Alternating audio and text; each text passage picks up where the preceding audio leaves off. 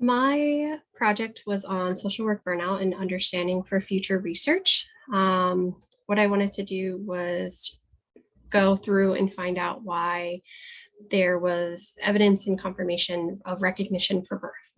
Social work being a field in which burnout is a more than average likely chance of happening.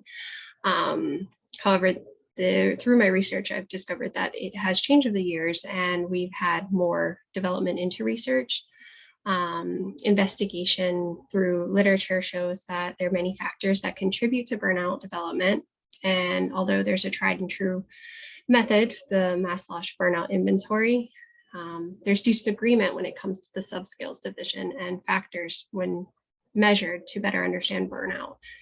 And I wanted to explore the factors that come into play, the way in which burnout has been measured throughout time, and ways in which to manage and reduce burnout so that there could be a future benefit when it comes to research.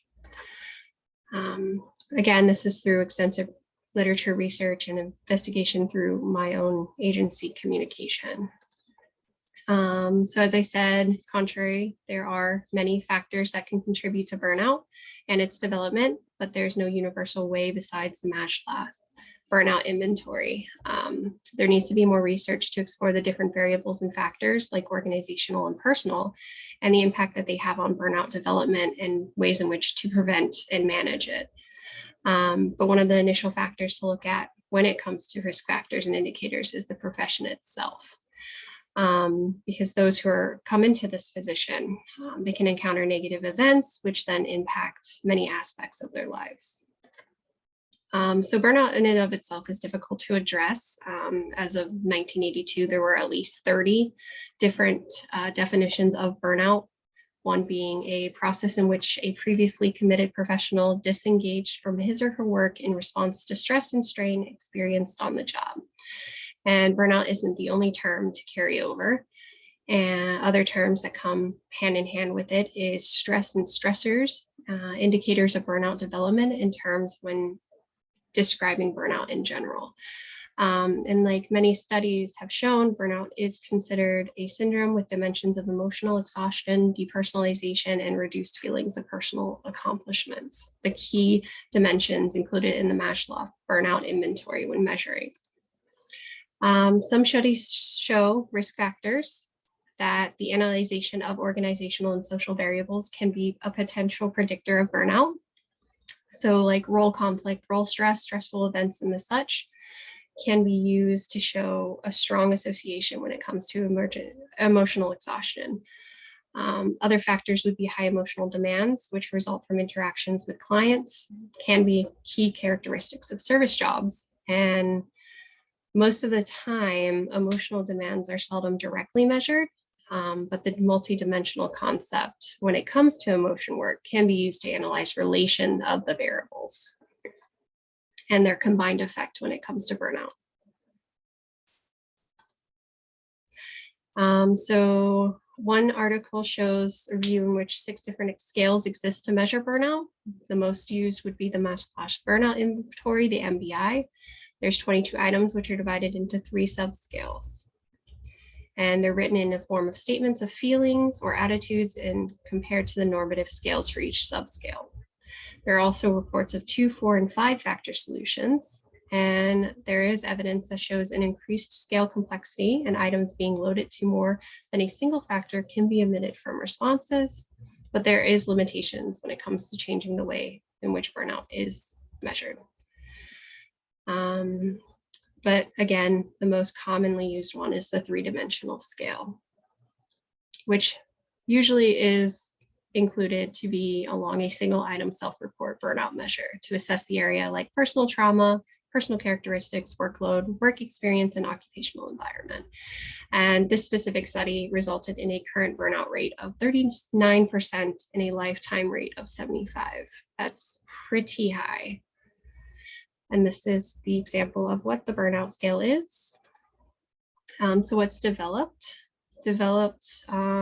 that there are studies that challenge the 3-dimensional structure, while others also explore additional factors behind it, like discrepancy between work expectations and job reality, and workload management to burnout development. There are also suggestions to prevent burnout that has appeared with research. So like improving staff communications, agency structure policy. However, all of these are suggestions to prevent, while prevention can also come down to the individual worker and how they work.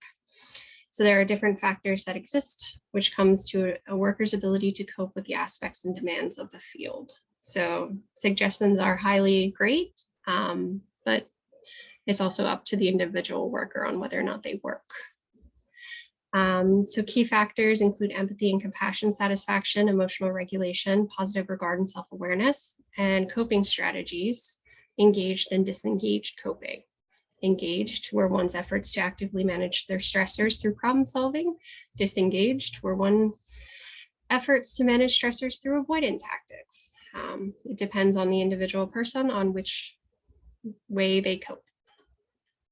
Another way is to work on ways in which to address workload management.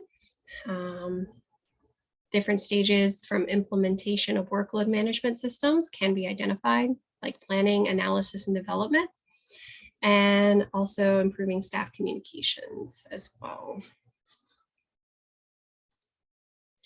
Moving forward, we need to be able to accurately identify burnout, and it's critical to develop interventions to lower the impact on workers. For future study, the indication of different aspects of work organization could relate to burnout, and the idea of like the demand control support models is another way in which to address burnout. And it is important to look into the different areas of the concern along with burnout, such as secondary traumatic stress and emotional contagion.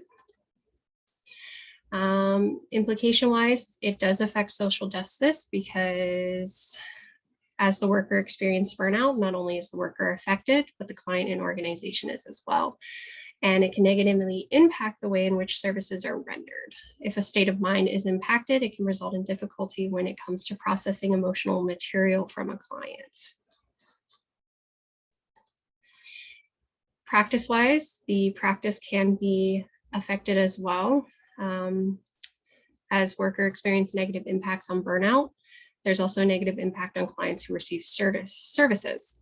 Evidence is found to support that evidence-based practices reduced burnout and compassion fatigue while increasing compassion and satisfaction. So understanding burnout and how to prevent it can assist in keeping a balance between the worker's well-being and the quality of services to client in practice.